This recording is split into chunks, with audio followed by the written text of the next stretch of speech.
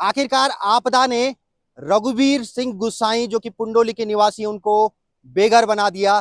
3-4 दिनों से लगातार वो देखते रहे कि किस तरह से नैलचामी घाट उफान पर जो है उनके घर के सामने से गुजर रही है और आखिरकार उस बाढ़ ने उनके घर को अपने आगोश में लील कर दिया और अपनी आंखों से उन्होंने अपने पूरे घर को टूटते हुए देखा और आज वो बेघर बेसहारा हो गए हैं। तो हमारे साथ रघुवीर भाई हैं जिनको इस समय मदद की बड़ी उम्मीद है, लेकिन ताज्जुब की बात यह है कि शासन प्रशासन की तरफ से अब तक इन्हें कोरी जो राहत है वो मात्र 6500 रुपए की अब तक दी गई है और 6500 में ये जिनका घर बह जाए, जिनका जो है खेती बह जाए, जो है आपदा से पूरी तरह से बर्बाद हो जाए, उसका आखिरकार होगा क्या। ऐसे में अब सवाल ये होता है कि बेघर होने के बाद आखिरकार जो ये रघुवीर भाई हैं वो क्या करेंगे। तो आज हम जो आपके सामने आए हैं वो इसलिए आए हैं कि समाज के सामने हम जो है इनकी पीड़ा को रख रहे हैं और समाज से ही अब हमें उम्मीद है, क्योंकि शासन प्रशासन की मदद जब आएगी तब आएगी, लेकिन अभी फिलहाल इनको मदद की जरूरत है। इनको अस्थायी तौर पर कहीं ना कहीं रहने की जरूरत है। तो रघुवीर भाई, सबसे पहले बातचीत हम कर लेते हैं। भाई साहब, कैसे आपका घर उजड़ा? ये सब रोड के कारण से हुआ भाई साहब। 2-3 दिन से जो मलबा आया सब रोड की वजह से आया। अब शासन प्रशासन आ रहा है वो देख के जब चले जा रहा है। अब इसमें क्या होगा। अब सारे लग गांव वाले जब रात भर हम जागे रहते हैं। यहाँ की सारी खेती भी बह गई, 100-200 खेत बह गए, मकान भी ढह गया।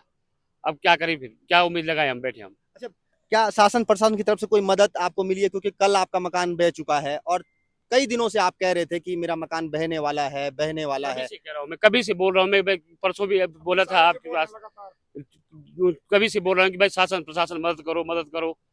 तो कोई आए, SDM साहब आए कल, तो वहीं बेलगड़ी तक गई। वहाँ थोड़ी नहीं आपदा, आपदा तो यहाँ आ रही थी हमारे यहाँ पे, तभी नहीं आए। 2-3 पुलिस वाले आए, हमने पूछा आप गई साहब कहाँ गए, बोले आ रहे हैं आ रहे हैं। ऐसे में चलते वो भी चले गए बस। अब क्या करें हम लोग।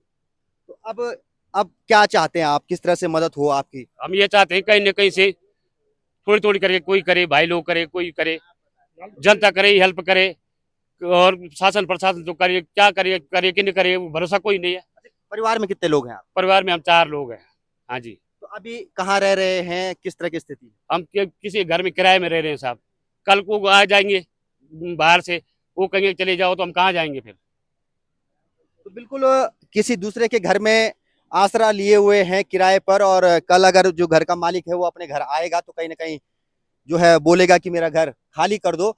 ऐसे में जरूरत है कि अब जब इनका मकान पूरी तरह से टूट गया है तो कम से कम उस मकान, टूटे मकान को देखने, इनके जो जख्म है उन पर मरहम लगाने के लिए प्रशासन को आगे आना चाहिए था, जनप्रतिनिधि को आगे आना चाहिए था, लेकिन अब तक वो होता हुआ नहीं दिखा।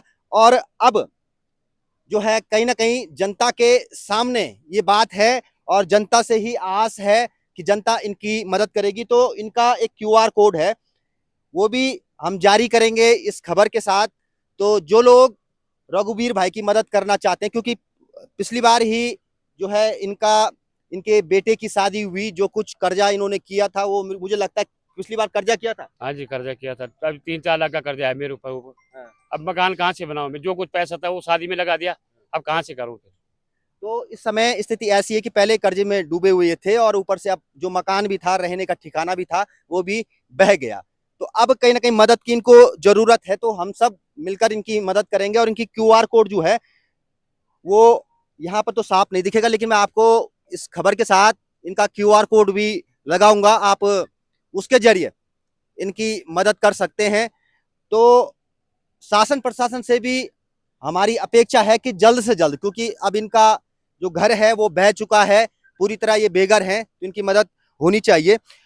इसके साथ ही और लोग भी यहाँ पर हैं, उनसे भी बातचीत करते हैं। यहाँ पर हम खड़े हैं, ये हरियाणा गांव है और यहाँ पूरे गांव को भी खतरा उत्पन्न हो गया है। अब कटाव धीरे धीरे हरियाणा गांव की तरफ हो रहा है और खेती जो है कम से कम 150-200 नाली खेती यहाँ पर बर्बाद हो गई। वो खेती जो है सिलपुंडोली गांव वालों की, हरियाणा गांव वालों की, पुंडोली गांव वालों की, कुमेल्डा गांव वालों की, भेलगड्डे गांव वालों की वो खेती थी, वो जो है पूरी तरह से तहस नहस हो गई। उसको दोबारा बनाना जो है मुमकिन नहीं लग रहा है, जिस तरह से मलबा यहाँ पर फैला हुआ है।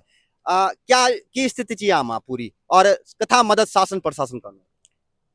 मैं पहाड़ी खबरनामा को धन्यवाद करती हूँ, जो कि आज हमारी खबर दूर दूर से तक पहुँचा रहा, परंतु यहाँ शासन प्रशासन आ रहा, देख रहा, देखणु चे जाणु चे।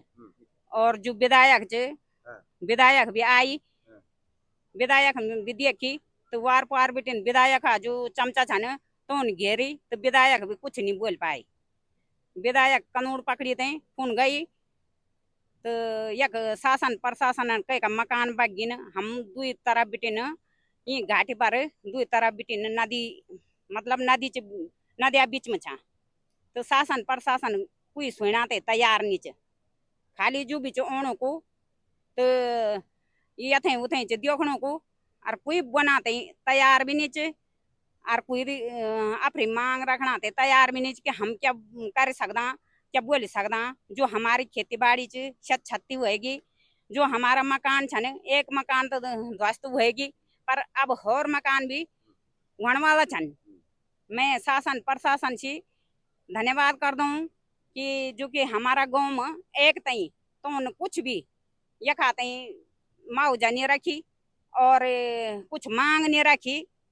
और जो यख हमारा भूतपूर्व विधायक भीमलाल आर्य छने तो हमारे हमसे वे करी कि शासन प्रशासन की मदद करोना ते बोली, तो कनाते तो शासन प्रशासन कोई भी कर सकदो, पर यहाँ हमारा गांव में एक तई तो अफरू वे तो बतैली कि मेरी सकल चे और मैं भूतपूर्व विधायक छूं, पर जो विधायक कभी जोन काम नहीं करी, जो कि हम आज 10 साल योजना पूरी हो चुकी से अभी तक हम सुविधायक देखिए नहीं। भीमलाल जी, क्या मदद हो सकती है रघुवीर भाई की, अगर हम बात करें मदद की, क्योंकि अब इन्हें मदद की जरूरत है, अभी बेघर हो चुके हैं। देखिए, हम लोग 5 तारीख को श्री रघुवीर जी के घर पर आए थे और उस समय जो ये हमारा कुमार यहाँ घटगढ़ा में जो ये दैवीय आपदा घटित हुई है, और उस समय ये लग रहा था कि पूरा भवन क्षतिग्रस्त होने वाला है, और आज कल जो है कल की बरसात से जो है पूरा भवन क्षतिग्रस्त रघुवीर जी का हो गया है।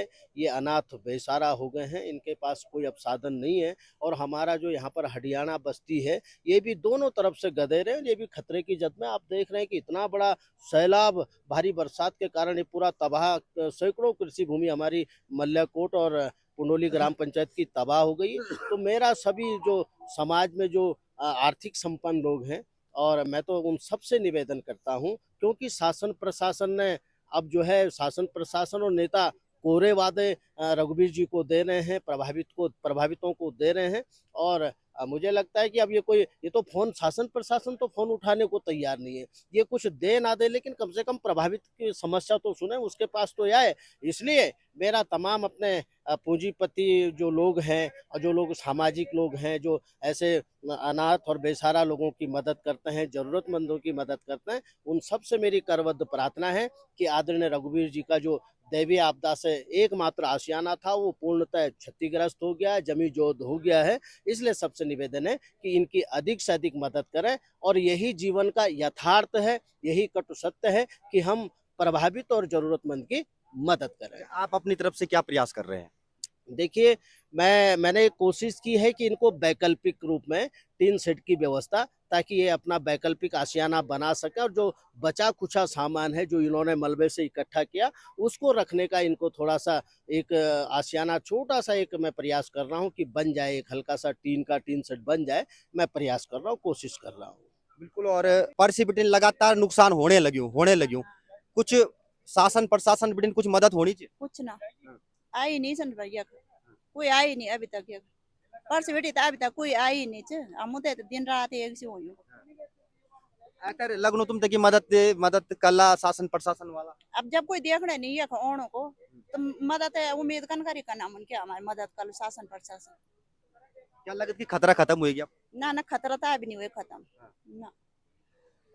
तो अभी भी जो खतरा है वो अभी भी बना हुआ है, क्योंकि ऊपर जो डंपिंग जोन का सड़क जो कटी थी उसका मलबा अभी भी ऊपर पड़ा हुआ है, और जैसे जैसे बारिश हो रही है वैसे वैसे वो मलबा नीचे घाटी में आ रहा है और यहाँ खेतों को लगातार तबाह कर रहा है, लोगों के घरों के लिए कहीं ना कहीं खतरा उत्पन्न कर रहा है। लेकिन बड़ी बात यह है कि अब जिनका घर बहा है, रघुवीर सिंह गुसाई, उनकी मदद की जानी चाहिए और उसके लिए हम अपना जो रघुवीर भाई हैं उनके बैंक खाते का जो QR कोड है उसको भी हम जारी कर रहे हैं और उम्मीद ये करते हैं कि बेघर जिस तरह से वो हुए हैं उनकी मदद सब लोग मिलकर करेंगे।